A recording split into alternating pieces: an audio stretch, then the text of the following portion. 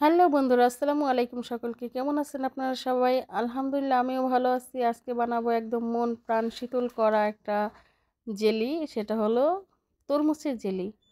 তো চলুন আমি জেলিটা বানিয়ে নিই। দেখুন কত সুন্দর, মাশাআল্লাহ অনেক সুন্দর। তো প্রথমে আমি তরমুজটাকে ধুয়ে কেটে নিচ্ছি। তরমুজের ভিতরে যে অংশটা আছে সেই অংশটা আমি বের করে নিব, আর খোলসটাকে রেখে দেবো, তার কারণ আমি জেলিটা কিন্তু খোলসের ভিতরে বানাবো। তো এটা তরমুজটা কেটে নিয়েছি। তরমুজটা কিন্তু খুব সুন্দর, মাশাআল্লাহ। তো তরমুজটার ভেতর থেকে লাল অংশটুকু আমি চাকু দিয়ে বের করে নিচ্ছি। তো চাকু দিয়ে আমি প্রথমে একটু বের করছি, চাকু দিয়ে বের করা সম্ভব হচ্ছিল না বলে আমি তারপর কিন্তু চামচ দিয়ে বের করে নিচ্ছি। আর এখন যে পরিমাণ গরম পড়ছে, এই গরমের মধ্যে যদি তরমুজ এভাবে বানিয়ে এই ফ্রিজে রেখে খান, একদম কিন্তু শীতল হয়ে যাবেন। অনেক মজা হয় খেতে।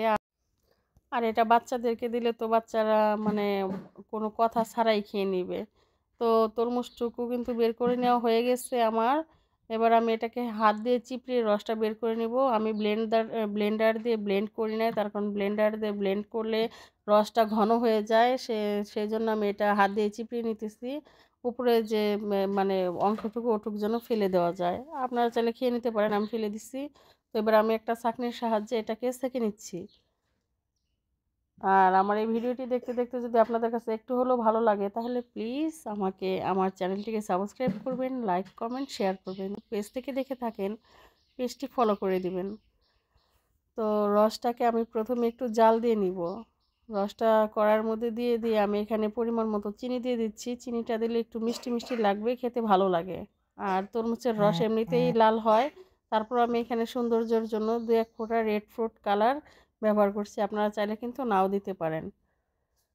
তো এটা জাল হতে হতে আমি আগার আগার পাউডারটাকে গুলিয়ে নিব। এখানে আমি 1 চা চামচ আগার আগার পাউডার একটু ঠান্ডা পানি দিয়ে, মানে নর্মাল যে পানি সেই পানি দিয়ে গুলিয়ে নিচ্ছি। তো দেখুন রসটা কিন্তু জাল করে নেওয়া হয়ে গেছে। এবার এখানে আমি আগার আগার পাউডারটা দিয়ে আরও বেশ কিছুক্ষণ জাল দিয়ে নিব। প্রায় 10 মিনিটের মতো আমি এটাকে জাল দিয়ে নিচ্ছি।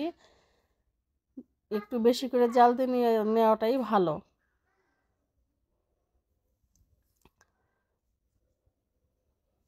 আপনারা একবার বাসায় ট্রাই করে দেখবেন, আশা করি আপনাদেরটাও ভালো হবে। তো দেখুন আমার জাল করে নেওয়া হয়ে গেছে। এবার আমি তরমুজের যে খোলসটা রাখছিলাম সেটার মধ্যে কিন্তু এটা ঢেলে দিচ্ছি। আর এই রসটা ঢেলে দেওয়ার পরে কিছুক্ষণ ঠান্ডা করে নিতে হবে, তারপরে কিন্তু ফ্রিজে রাখতে হবে। তো দেখুন আমি ফ্রিজ থেকে বের করে নিয়ে আসছি, কত সুন্দর হয়েছে, মাশাআল্লাহ অনেক সুন্দর। তো আপনারা এতক্ষণ ধৈর্য ধরে আমার এই ভিডিওটি দেখলেন। আপনাদের কাছে যদি ভালো লাগে, তাহলে আপনাদের কেমন লাগলো সেই মতামতটা আমাকে জানাবেন। আপনাদের লাইক কমেন্ট কিন্তু আমাদেরকে নতুন নতুন ভিডিও বানানোর আগ্রহ বাড়ায়। তো আজকের মতো এখানেই শেষ করছি। আপনারা সকলে ভালো থাকবেন, সুস্থ থাকবেন। আল্লাহ হাফেজ।